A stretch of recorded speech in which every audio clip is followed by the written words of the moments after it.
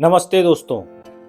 सोचिए, अगर कोई ऐसा हो जो आपके एक्सेल का हर फार्मूला आसान भाषा में समझा दे, वो भी बिना कोई गलती किए।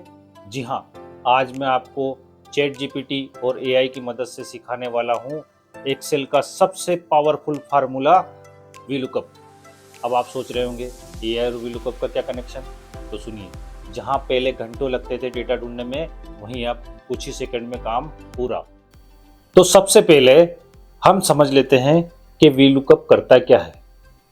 वी लुकअप हमें डेटा में से रिकॉर्ड को अलग करने का काम करता है, रिकॉर्ड को छांटने का काम करता है। ठीक है। वी लुकअप का मतलब होता है वर्टिकल लुकअप। जैसे मैंने यहाँ पे प्रोडक्ट आईडी डाली तो वो उसका प्रोडक्ट नेम यहाँ पे निकाल के दे दे। जैसे ही मैं यहाँ पे प्रोडक्ट आईडी डालूंगा तो वो क्या करेगा, यहाँ पे वर्टिकली प्रोडक्ट आईडी को सर्च करेगा और उसके सामने वाले कॉलम से प्रोडक्ट नेम को हमको निकाल के यहाँ पे दे देगा। तो अब हमको ये नहीं पता है कि यहाँ पे वी लुकअप का फार्मूला लगेगा और ये भी नहीं पता है कि वी लुकअप होता क्या है। तो अब हम चैट जीपीटी से बोलेंगे कि मैं यहाँ पे जो भी प्रोडक्ट आईडी डालूं तो उसका प्रोडक्ट नेम वो इस डेटा में से सर्च करे और उस प्रोडक्ट आईडी के हिसाब से मेरे को प्रोडक्ट नेम यहाँ पे निकाल के दे दे। एज इट इज प्रॉम्प्ट हम चैट जीपीटी को देंगे। अब क्रोम ब्राउजर ओपन करेंगे और यहाँ पे चैट जीपीटी टाइप करेंगे। ठीक है। ये चैट जीपीटी की जो पहले वाली लिंक है इस पर क्लिक करेंगे और स्टार्ट नाउ पे क्लिक करेंगे। ठीक है ना।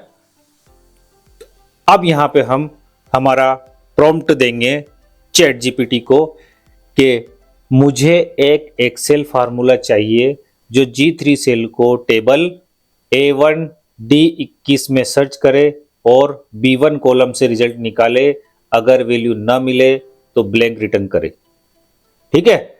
अब ये G3 सेल, तो इसमें G3 सेल कहाँ पे है? देखिए ये G3 सेल है। यहाँ पे जैसे आप प्रोडक्ट आईडी के नीचे वाली सेल में आप क्लिक करोगे तो ये G3 सेल है। ये देखिए यहाँ पे नेम बॉक्स में आपको G3 सेल का नाम बता रहा है। ठीक है। और अब इसमें आपका A1:D21, तो A1:D21 क्या है? ये पूरी टेबल की हमारी रेंज है। ठीक है ना। A1:D21 जो है वो टेबल रेंज है। देखिए यहाँ प्रोडक्ट आईडी पे यहाँ पे आप क्लिक कीजिए तो आपको ये A1 दिखेगा। फिर कॉलन का साइन लगाइए। कॉलन का साइन कैसे लगाएंगे? आप शिफ्ट के साथ सेमीकोलन को प्रेस करेंगे तो कॉलन का साइन आ जाएगा। और ये लास्ट वाली सेल में आप क्लिक कीजिए तो यहाँ पे ये D21 आ जाएगा। तो ये हो गई आपकी टेबल। ठीक है। अब मैं सर्च करें और B1, अब B1 क्या है? ये तो B1 है ये आपका कॉलम। ठीक है। सेकेंड नंबर का कॉलम जो है वो B1 कॉलम है। तो ये B1 कॉलम का यहाँ पे हमने नाम दे दिया। कॉलम से रिजल्ट निकाले, अगर वैल्यू ना मिले तो ब्लैंक रिटर्न करे। अगर फिर भी उसको यहाँ पे वैल्यू नहीं मिलती है, क्या नहीं मिलती है? यहाँ पे ये प्रोडक्ट आईडी नहीं मिलती है तो वो यहाँ पे क्या करे? ब्लैंक रिजल्ट दे। ठीक है ना। अब आपको, मेरे को ऐसा लग रहा है अच्छी तरीके से समझ में आ गया होगा। अब मैं आपको एक बार फिर से बता देता हूं कि हमारा जो प्रॉम्प्ट है वो क्या है। देखिए, मुझे एक एक्सेल फार्मूला चाहिए जो G3 सेल को, ये G3 सेल को टेबल A1D21, ये टेबल A1D21 में सर्च करे और B1 कॉलम से, ये B1 कॉलम से, ठीक है, रिजल्ट निकाले। कहाँ पे? ये यहाँ पे रिजल्ट निकाले। अगर वो रिजल्ट यहाँ पे नहीं मिलता है तो यहाँ पे प्रोडक्ट आईडी का नेम में जो है हमको ब्लैंक शो कर दे। ठीक है ना। ये वाला हमने प्रॉम्प्ट टाइप कर दिया। अब यहाँ पे अप एरो पे हमको क्लिक कर देना है। ठीक है। अब ये क्या करा इसने हमको, ये एक्सेल का फार्मूला दे दिया। जो भी फार्मूला यहाँ पे लगेगा, देखिए वी लुकअप का फार्मूला इफ एरर के साथ लगेगा, ये इसने हमको यहाँ पे दे दिया और इसको अच्छे से समझा दिया है इसने हमको। अब यहाँ पे क्या करना है, फार्मूले को कॉपी करना है और यहाँ पे पेस्ट कर देना है। ठीक है, और इंटर कर देना। अभी यहाँ पे ब्लैंक आ रहा है क्योंकि हमने यहाँ पे प्रोडक्ट आईडी नहीं डाली है। तो अब हम यहाँ पे प्रोडक्ट आईडी डालते हैं 105। तो 105 का प्रोडक्ट नेम क्या है हमारा, प्रिंटर। तो ये देखिए 105 प्रिंटर। अब यहाँ पे डालते हैं हम 108। तो ये 108 का प्रोडक्ट नेम क्या है हमारा, ये देखिए 108 का प्रोडक्ट नेम है हेडफोन। अब हमारा अगला उदाहरण है, यहाँ पे हम प्रोडक्ट आईडी डालें और उसका प्रोडक्ट नेम भी निकल जाए, प्राइस भी निकल जाए और उसकी कैटेगरी भी निकल जाए। कहाँ से, ये वाले डेटा से। ठीक है, तो अब हम चैट जीपीटी में आएंगे और यहाँ पे इसको प्रॉम्प्ट देंगे, मुझे एक एक्सेल फार्मूला चाहिए जो G7 सेल को, यहाँ पे G7 सेल क्या है, ठीक है, ये है हमारी G7 सेल को। ठीक है, टेबल A1 D21 में सर्च करे। यहाँ पे टेबल क्या है, ये देखिए, यहाँ पे क्लिक करोगे आप तो A1 आ जाएगा, कॉलन लगाओगे और ये लास्ट वाली सेल में क्लिक करोगे तो ये D21 यहाँ पे आ जाएगा। तो इस तरीके से ये हमारी पूरी टेबल हो जाएगी। टेबल A1 D21 में सर्च करे और B1, ठीक है, C1 और D1, ठीक है। तो B1 कॉलम क्या है आपका, B1 कॉलम है ये C1, ये C1 कॉलम हो गया और ये D1 कॉलम हो गया।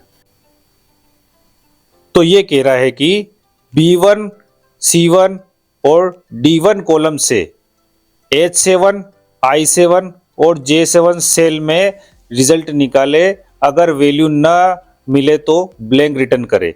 ठीक है, तो H7, I7 और J7 सेल कौन सी है यहाँ पर, ये तो हो गई तुम्हारी H7 सेल्स, ये देखिए, ये हो गई तुम्हारी I7 और ये हो गई तुम्हारी J7 सेल्स। ठीक है, अब हम यहाँ पे अप एरो पे यहाँ पे क्लिक कर देंगे।